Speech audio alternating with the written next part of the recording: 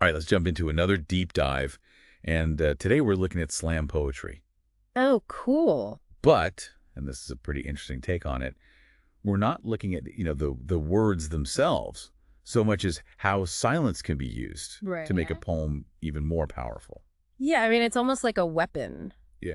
It's like it's like playing Russian roulette with words. Oh, wow, okay. The source material we were looking at, paints this picture of this underground slam where the audience is so intense that it's like they're holding the poet's life in their hands. So it's not like just some, little cafe with people sipping lattes and snapping their fingers. Wait, no, this is serious. This is like hardcore slam poetry. Yeah, high stakes. So what happens if the audience isn't feeling it? Like, what's the consequence here? Well, let's just say it's not pretty. Oh, okay. The source material mentions betting and just this general sense of danger, around this particular slam. So you get the sense that these poets aren't just, messing around. Right, so they're not using silence to be artsy. Right. It's like they're actually using it as like a survival tactic almost. Exactly. It's a calculated risk. Wow. I mean, think about it. Yeah. In any performance, silence can build anticipation. Right. It's like that pause before the punchline of a joke, or like that beat right before the jump scare in a horror movie. Yeah, you're setting something up. Exactly. Yeah. But in slam poetry, where you're on the clock and the audience is, notoriously fickle. Fickle, yeah. Silence, I think, becomes even more potent. Right. It's a way to control the room, build tension, and to really make sure your message hits at just the right moment.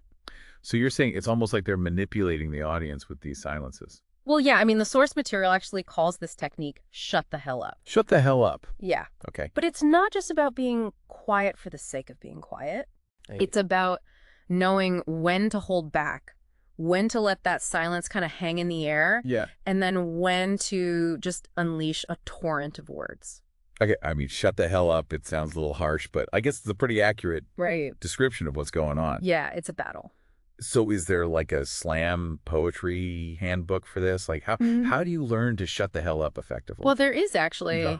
There's this guide that the source material mentions called Poetry Master. Okay. It breaks down the art of using silence in a way that makes it sound like a blueprint for like turning your words into weapons. Ooh, Poetry Master. Okay, we're going to have to dive into this a little bit more. Yeah. So what are some of the techniques they talk about in there?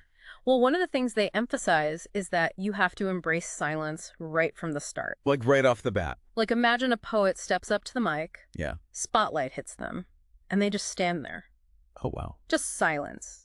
Okay. No introduction, no nervous throat clearing, nothing. So they're just standing there like a statue. Yeah. Okay, I can see how that would get the audience's attention. Right. What is going on here? Yeah, it's like, is this part of the poem? Yeah. It's like an immediate challenge to the audience, like, I dare you not to pay attention. Okay, so you've got them hooked. Right. What's next? Well, and then there's the art of what they call the hard pause. The hard pause, okay. And this is a pause that's placed very strategically within the poem. Mm-hmm. It's not just any pause, it's a deliberate silence that hangs in the air, emphasizing a particular word or phrase. It's like, I'm trying to think of a good example, like, and then I saw dramatic pause, the monster. Yeah. Like something like that. Yeah, exactly. Like build up to it, and then... It's so powerful. Yeah. It makes the audience really confront those words and wonder what's coming next. Okay, I'm starting to see how this is not just like a random thing. Right. This is like a very calculated... It's an art. It takes practice and skill. It's not just reading a poem,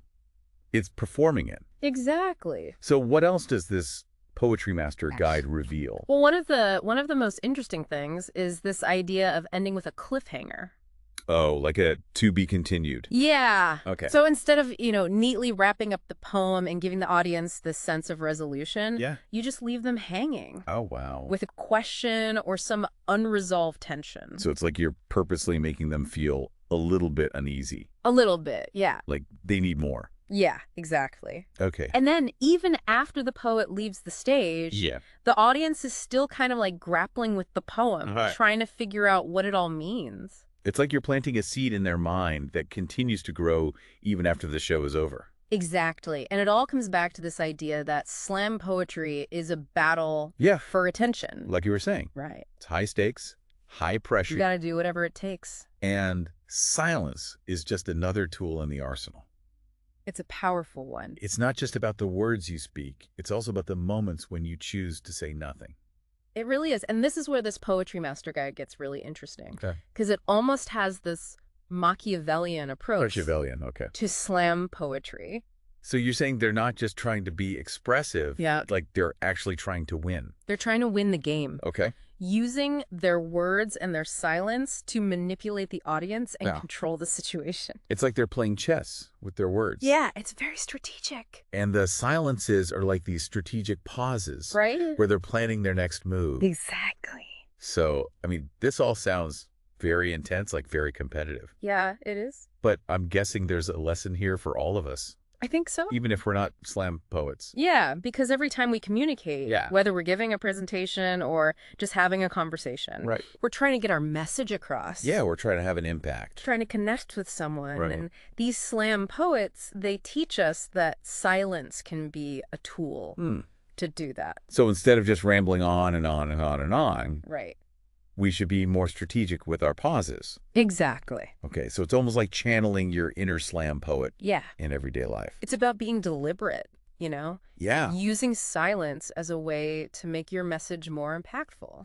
Okay, this is making me rethink my whole approach to communication. Really? Yeah, I tend to just kind of talk and talk and talk. No, okay. But maybe I should be a little more like, shut the hell up. I mean, it's not about being completely silent. Right. But it's about being aware of those pauses. Yeah. And using them to your advantage. Okay, so how do you actually get good at this? Well, it takes practice. Practice, yeah. And self-awareness. Self-awareness, okay. You have to be able to read the room and know when a moment of silence is going to be effective. So it's like any skill, you have to kind of hone it. You have to put in the time. Okay, so this Poetry Master book, is that a good place to start? I think so. Okay.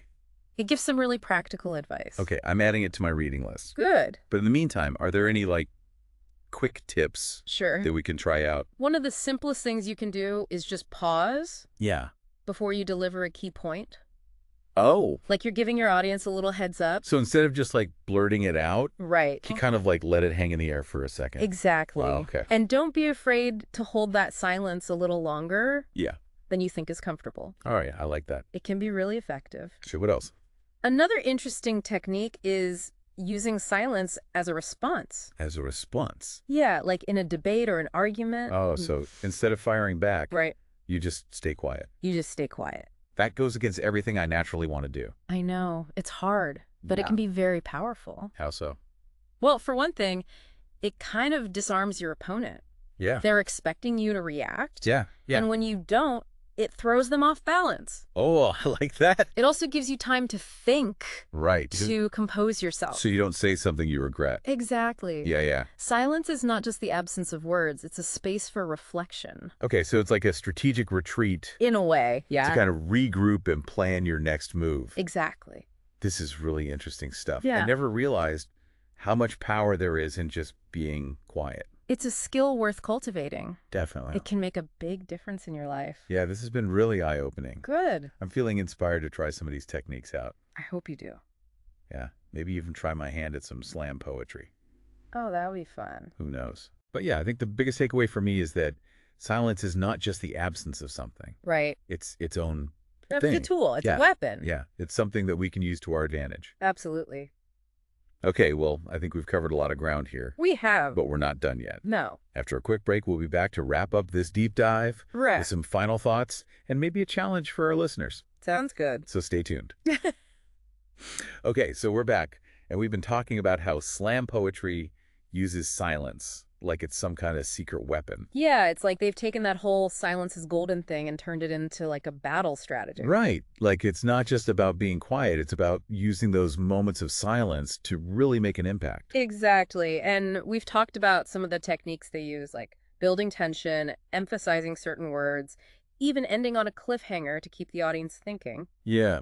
And what's really interesting is that those techniques aren't just limited to slam poetry. Right. You can apply those ideas to pretty much any kind of communication. Like giving a presentation at work. Absolutely. Or even just having a conversation with someone. It's all about being intentional, thinking about when you speak and when you don't. So as we wrap up this deep dive, what's the one thing you hope our listeners take away from all of this? I think the biggest takeaway is don't be afraid of silence. Yeah. Like, embrace it. Okay. Use it to your advantage. It's almost like that saying about music.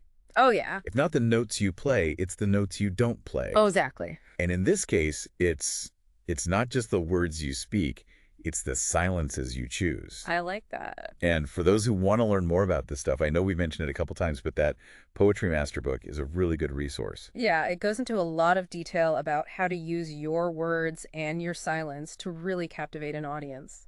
All right, so to our listeners, we challenge you to try this out in your own lives. Yeah, give it a shot. Like, the next time you're giving a presentation, try pausing for a beat before you deliver a key point. See what happens. Or, if you're in a heated discussion, maybe try responding with silence instead of just firing back immediately. You might be surprised at the results. Because sometimes the most powerful statements are made without saying a word. Absolutely. Well, that's about it for our deep dive into the art of silence in slam poetry. It's been fun. Yeah, this has been really interesting, and we hope you found it insightful. Definitely. So until next time, keep exploring and keep diving deep.